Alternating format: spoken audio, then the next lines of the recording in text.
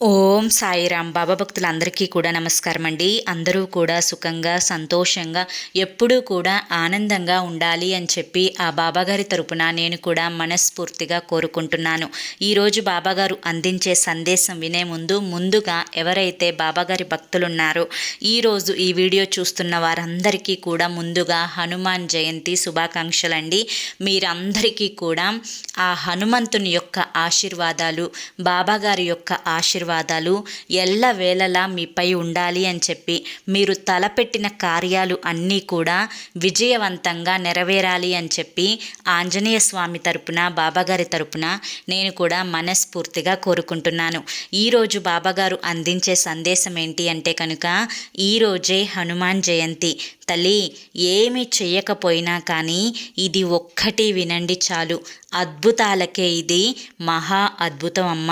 రేపు ఉదయం 10:30 నీ సంకల్పం యొక్క రిజల్ట్ అనేది తప్పకుండా నువ్వు చూస్తావు అని చెప్పి ఏదో ఒక తెలియని సందేశాన్ని బాబాగారు ఈరోజు మనకి అందించడానికి మన ముందుకు వచ్చారండి.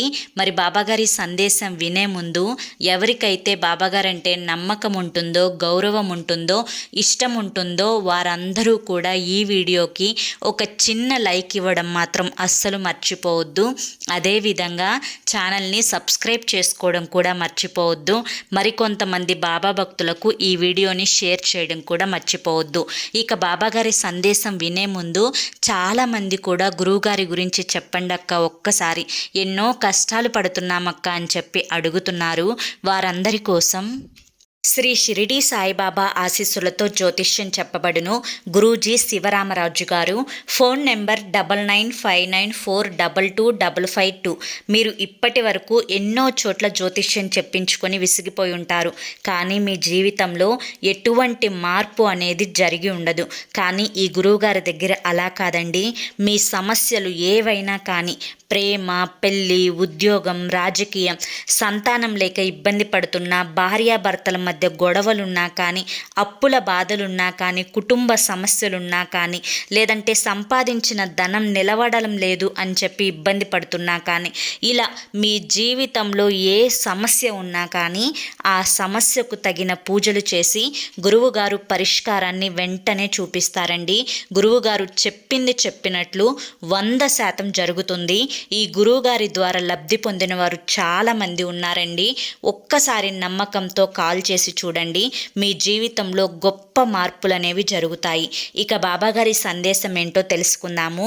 ఈరోజు హనుమాన్ జయంతి సందర్భంగా బాబాగారు మనకి ఏం చెప్పాలి అనుకుంటున్నారో సందేశం మీరు పూర్తిగా వింటేనే బాబాగారి యొక్క ఆంతర్యం అనేది మీకు పూర్తిగా అర్థమవుతుంది.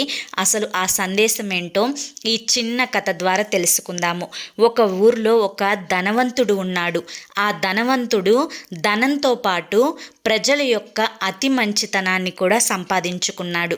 అంటే ఆ ఊర్లోకి ఎవ్వరిని వెళ్ళి అడిగినా కానీ పలానా వ్యక్తి ఎటువంటి వాడు అని అడిగితే చాలు, అతను చాలా మంచివాడు, చాలా దానం చేసే గొప్ప మనస్సు కలవాడు అని చెప్పి అందరూ కూడా చెప్తారు. ఇదే అదునుగా తీసుకొని చాలామంది మోసగాళ్ళు, మాకు ఎన్నో కష్టాలున్నాయి, ఈ కుటుంబ సమస్యలు మేము పడలేకపోతున్నాము, మీరు కనుక మాకు డబ్బు దానం చేయకపోతే మాకు చావే పరిష్కారం అని చెప్పి ఎంతోమంది ఆయన దగ్గరికి వెళ్ళి దొంగ నాటకాలు ఆడి ఆయన దగ్గర డబ్బుని తీసుకునేవాళ్ళు. ఇలా ఆయన ముందు వెనక ఆలోచించకుండా ఎంతోమందికి దానాలు చేయడం వల్ల అతని ఆస్తి అనేది రోజు రోజుకి తగ్గుతూ వస్తుందన్నమాట. ఆయన చేసే వ్యాపారం కూడా కుంటుపడుతుంది. అంతేకాకుండా ఎన్నో అప్పులనేవి అతనికి అవుతాయి. ఈ అప్పుల బాధని భరించలేక ధనమంతా కూడా పూర్తిగా తుడిచిపెట్టుకోపోవడం వల్ల అతను ఒకరోజు ఏం చేస్తాడు అంటే, ఈ సమస్యలన్నింటికీ కూడా ఒక పరిష్కార మార్గం దొరకాలి, నేను మంచితనంగా ఉండడం కూడా నా జీవితానికి శిక్ష అయిపోయింది, అందరూ పెద్దవాళ్ళు చెప్తారు కదా, ఎంత మంచి చేస్తే అంత పుణ్యం కలిసి వస్తుంది అని చెప్పి, మరి నేను చేసిన మంచితనం వల్ల నాకు మిగిలింది ఏముంది, ఇవాల్టి రోజున నేను రోడ్డున పడ్డాను అని చెప్పి అనుకొని ఒక అడవిలో ఉండే గురువుగారిని కలవడానికి అతను వెళ్తాడనమాట. వెళ్ళి పరిస్థితిని అంతా కూడా ఆ గురువుగారికి వివరించి చెప్తాడు. అప్పుడు గురువుగారు ఏమని చెప్తారు అంటే, నాయనా, మంచితనం అనేది చాలా మంచి అలవాటే, కానీ అతి మంచితనం అనేది చాలా చెడ్డ అలవాటు.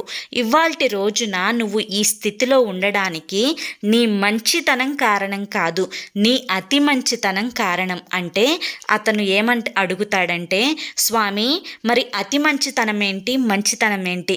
ప్రజలు బాధలలో ఉన్నారని నేను వారికి సహాయం చేశాను అంటే ఇకపై నేను ఏ సహాయాలు చేయకూడదా? ఎవ్వరు బాధల్లో ఉన్నా కూడా నాకేం పట్టదు అన్నట్లుగా ప్రవర్తించాలా? సమాధానం ఇవ్వండి అని చెప్పి గురువుగారిని ప్రశ్నిస్తాడు. అప్పుడు గురువుగారు ఏమని చెప్తారు అంటే, నాయనా, నీకు ఒక చిన్న కథని చెప్తాను. ఈ కథను బట్టి నీవు పూర్తిగా ఆంతర్యమేంటో అర్థం చేసుకో అని చెప్పి ఒక కథనైతే అతనికి వివరిస్తాడు. ఒక అడవిలో ఒక గొర్రె ఉండేది. ఆ గొర్రె చాలా అందమైనది. ఆ గొర్రెకు ఒక చిన్న గొర్రెపిల్ల పుట్టింది. ఆ గొర్రెపిల్ల కూడా చాలా అందంగా ఉండేది. ప్రతిరోజు కూడా ఆ తల్లి గొర్రె ఆ పిల్ల గొర్రెకు మంచి మాటలు చెప్తూ, ఇలా ఉండాలమ్మా, అలా ఉండాలమ్మా అని చెప్పి మంచి గురించే ఎక్కువగా నేర్పిస్తూ పెంచేది. అయితే ఆ గొర్రెపిల్ల అవన్నింటినీ కూడా జాగ్రత్తగా వినేది. ఆ పిల్ల గొర్రె మీద తల్లి గొర్రెకు విపరీతమైన ప్రేమ ఉండేది. ఆ ప్రేమనే ఆ పిల్ల గొర్రె చనువుగా తీసుకొని అతి గారాబానికి పోయి ఆ తల్లి చెప్పే మాట ఏది కూడా ఆ గొర్రెపిల్ల వినేది కాదు. ఒకరోజు అడవిలోకి అది దారి తప్పి వెళ్తుంది. ఎవరు? పిల్ల గొర్రె దారి తప్పి వెళ్తుంది. అలా దారి తప్పి వెళ్ళేసరికి ఆ అడవిలోని అందాలను, అంటే పెద్ద పెద్ద చెట్లను, గడ్డి పొదలను, పూల మొక్కలను, ఇక అందమైన కాయలు పండే స్థలాలను, వీటన్నింటినీ కూడా ఆ గొర్రె పిల్ల మొదటిసారి తన కళ్ళతో చూసేసరికి చాలా ఆనందిస్తుంది. తనకు కావలసిన ఇష్టమైన ఆహారం అంతా కూడా తన కళ్ళ ముందు కనిపించేసరికి ఆ చిన్న గొర్రెపిల్ల చాలా సంతోషిస్తుంది.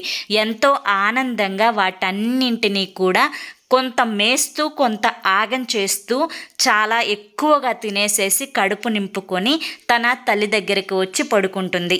ఇక అలా పడుకున్న తర్వాత ఆ యొక్క తల్లి గొర్రె అడుగుతుంది పిల్లని, ఏమనంటే, ఈరోజు నీకు ఆహారం దొరికిందా అని చెప్పి.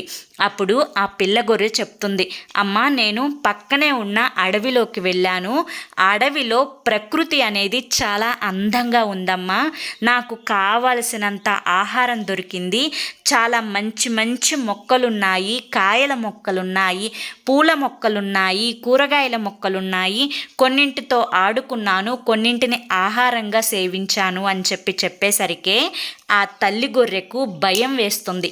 ఎందుకంటే, అమ్మా, అది చాలా దట్టమైన అరణ్య ప్రాంతం. ఆ అరణ్యంలోకి ఇంతవరకు నేనే వెళ్ళలేదు. మరి నువ్వెందుకు వెళ్ళావు? అక్కడ చాలా క్రూర మృగాలు ఉంటాయి. ఆ క్రూర మృగాలు కనుక నిన్ను చూసావే అనుకో, ఖచ్చితంగా అవి నిన్ను తినేస్తాయి అని చెప్పి ఆ తల్లి ఆ పిల్లకు చెప్తుంది. ఆ పిల్ల తల్లి చెప్పిన మాట వినకుండా మళ్ళీ రెండవ రోజు కూడా అదే అరణ్యంలోకి వెళ్తుంది. వెళ్ళడమే కాకుండా అక్కడున్న పూల మొక్కలన్నింటినీ కూడా ఆగమాగం చేస్తుంది. అక్కడ ఒక పెద్ద సింహం ఉంటుంది. ఆ సింహం కూడా చాలా మంచిది, చాలా మంచి మనసున్న సింహం అన్నమాట. అది అడవికి రాజైనప్పటికీ దాని దగ్గర కోపం కానీ ఆవేశం కానీ ఏవి కూడా ఆ సింహానికి ఉండేవి కాదు. ఆ గొర్రె పిల్ల చేసే పిల్ల చేష్టలను చూసి మొదటిగా కొంచెం ఆలోచిస్తుంది. పోనీలే, చిన్న గొర్రెపిల్ల కదా, తెలిసి తెలియక ఏదో ఆగం చేస్తుందిలే అని చెప్పి ఊరుకుంది. తరువాత ఎక్కువగా ఆగం చేయడాన్ని గమనించిన ఆ సింహం ఆ గొర్రెపిల్ల దగ్గరికి వెళ్ళి ఏమని చెప్తుందంటే, గొర్రెపిల్ల, ఇక్కడికి నువ్వు రాకూడదు. ఇక్కడ చాలా క్రూర మృగాలు ఉంటాయి. ఇవి అన్నీ కూడా నిన్ను చూశాయి అంటే నిన్ను ఖచ్చితంగా చంపి తింటాయి. కనుక నువ్వు ఇక్కడికి ఇంకా ఎప్పుడు రావద్దు. వచ్చినా కానీ నీకు కావలసిన ఆహారం వరకు చక్కగా తినేసి బయటకు వెళ్ళిపోవాలి. అలా కాకుండా నువ్వు ఇక్కడ పూల మొక్కలని, కూరగాయల మొక్కలని అన్నింటినీ కూడా ఎందుకు ఆగమాగం చేస్తున్నావు? ఇలా చేస్తే మాత్రం నిన్ను నేనే తినేస్తాను అని చెప్పి ఆ సింహం ఒక్కసారి గట్టిగా చెప్తుందనమాట. అప్పుడు ఆ గొర్రెపిల్ల ఏమంటుందంటే, పో నీలాంటి వాళ్ళని చాలా మందిని చూశాము, నాకేం భయం లేదు, నేను ఇక్కడికే వస్తాను, ఇలాగే ఆగం చేస్తాను, ఇలాగే తింటాను, నిన్ను చూసి ఇక్కడ ఎవ్వరూ భయపడరు, నేనైతే నిన్ను చూసి అస్సలు భయపడను, నిన్ను చూస్తుంటే నాకు నవ్వు వస్తుంది, భయం వేయడం లేదు అని చెప్పి ఎగతాళిగా మాట్లాడి అవన్నీ కూడా తినేసేసి వెళ్ళిపోతుందన్నమాట. ఇదంతా చెట్టు చాటున ఉండి ఒక నక్క గమనిస్తుంది. ఇక నక్క ఆ సింహం దగ్గరికి వచ్చి చెప్తుంది, మహారాజా, మీ మాటనే ధిక్కరించింది ఆ గొర్రెపిల్ల, మీరెందుకు ఆ గొర్రెపిల్లని చంపుకు తినకుండా వదిలేశారు? ఇలా వదిలేస్తే ఆ గొర్రెపిల్ల ఊరుకుంటుందా? మళ్ళీ రేపు వస్తుంది, రేపొచ్చి మళ్ళీ అన్నింటినీ కూడా ఆగం చేస్తుంది. ఇలా ఆగం చేస్తూ ఉంటే మన అడవిలో ఉన్న చిన్న చిన్న జంతువులు ఏం తింటాయి? మీరు అలా చూసి చూడనట్లుగా వదిలేస్తే దానికి భయం ఎలా కలుగుతుంది అని చెప్పి ఆ నక్క ఆ సింహాన్ని నిలదీస్తుందనమాట. అప్పుడు సింహం ఏం చెప్తుంది అంటే, అది చాలా అమాయకమైన గొర్రెపిల్ల, చాలా చిన్న గొర్రెపిల్ల, ఆ గొర్రెపిల్లకు నేను ఎలా భయం చెప్పగలను అంటే, సరే మహారాజా, మీరు అలా చూస్తూ ఉండండి, రేపు మళ్ళీ ఖచ్చితంగా ఆ గొర్రెపిల్ల అయితే అడవిలోకి వస్తుంది, నేను భయం చెప్పి పంపిస్తాను అని చెప్పి నక్క చెప్తుందనమాట. అప్పుడు సింహం అంటుంది, అలా కనుక నువ్వు దాన్ని ఏమీ చేయకుండా, దాని ప్రాణాలు తీయకుండా, దానికి కేవలం భయం పెట్టి మాత్రమే పంపిస్తే నీకు చాలా పెద్ద బహుమతిని ఇస్తాను, అది మళ్ళీ ఎప్పుడు అడవిలోకి రాకూడదు, దాన్ని నువ్వు చంపకూడదు అని చెప్పి చెప్పడంతో సరేనని చెప్పి నక్క కూడా ఒప్పుకుంటుందన్నమాట. ఇక మరుసటి రోజు యథావిధిగా గొర్రెపిల్ల అడవిలోకి వచ్చి అన్నింటినీ కూడా ఆగం చేసి మళ్ళీ కూరగాయలను తినడం, దానికి కావలసిన గడ్డిని తినడం, కొన్ని పూల మొక్కలను ఆగం చేయడం ఇలా చేస్తూ ఉంటుంది. ఇక తర్వాత కొంచెం సేపటికి నక్క చాలా వేగంగా పరిగెత్తుకుంటూ వచ్చి ఆ గొర్రె పిల్ల మెడని పట్టుకుంటుంది.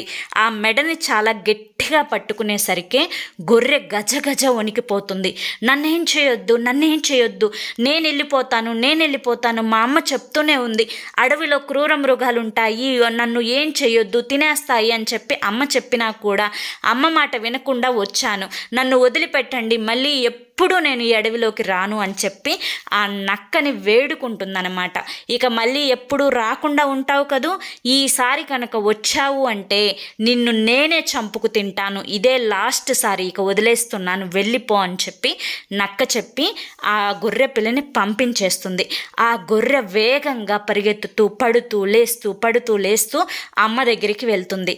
అమ్మ, నేను అరణ్యంలోకి వెళ్ళాను, నువ్వు వద్దని చెప్పినా కూడా నువ్వు చెప్పిన మాట వినకుండా నేను వెళ్ళినందుకు నాకు తగిన శాస్త్రి జరిగిందమ్మా, నాకు చాలా భయం వేసింది, ఒక క్రూర జంతువు నా మెడని పట్టుకొని నన్ను చంపుకు తినబోయింది, నన్ను క్షమించమ్మా, నీ మాట వినకుండా వెళ్ళాను అని చెప్పి ఆ అమ్మకి పాదాల మీద పడి క్షమాపణ వేడుకుంటుందన్నమాట.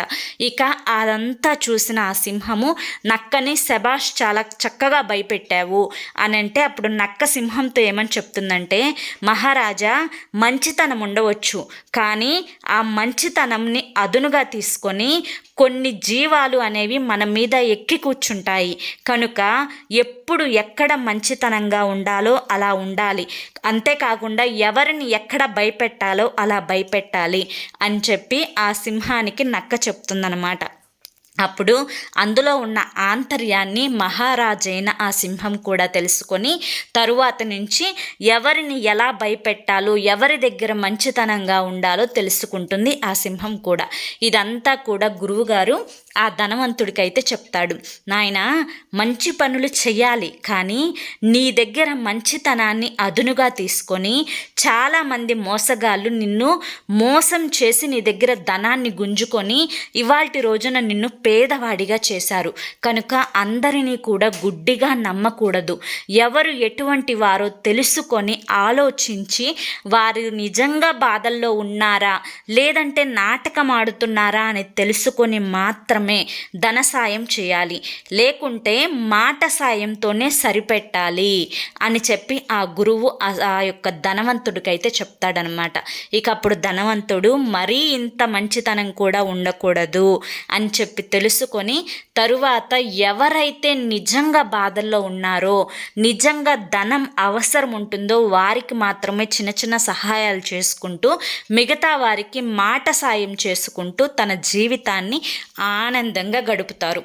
అయితే ఈ కథ ద్వారా బాబాగారు మనకి చెప్పాలి అనుకుంటుంది ఏంటి అంటే కనుక, బిడ్డ, నీ దగ్గర కూడా మంచితనం ఉంది, అంతేకాకుండా అందరినీ గుడ్డిగా నమ్మే గుణం ఉంది. కుడుమిస్తే పండుగ అంటారు కదా, అదేవిధంగా కొంచెం నీ దగ్గర మంచిగా ఎవరైనా మాట్లాడితే చాలు, నీ యొక్క పర్సనల్స్, అంతేకాకుండా చెప్పకూడని విషయాలు అన్నీ కూడా వారిని గుడ్డిగా నమ్మి చెప్పేస్తావు. వాటన్నింటినీ వినేటప్పుడు జాగ్రత్తగా విని తరువాత పక్కకు వెళ్ళి నిన్నే అలుసుగా మాట్లాడే జనాల మధ్య నువ్వు నివసిస్తున్నావు. నా బిడ్డ ఎప్పుడూ అలా అలుసైపోకూడదు.